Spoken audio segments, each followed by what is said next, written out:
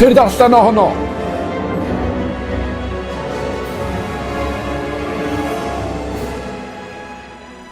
Tracy!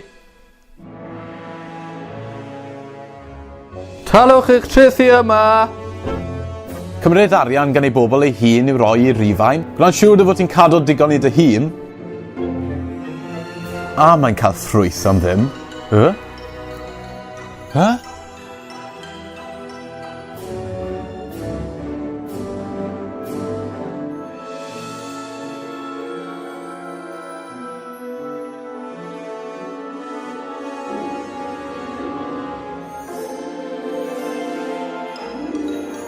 Dylyna fi. Dwi am fwyta dy di heddiw.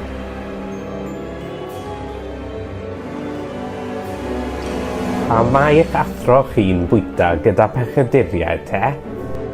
Sa'n gwybod, felly na yw'n nes ymlaen. Dim pobl iach sy'n angen meddyg, ond pobl sy'n sal. Dwi wedi dod i alw pechaduriaid. Dim y rai sy'n meddwl eu bod nhw heb fai.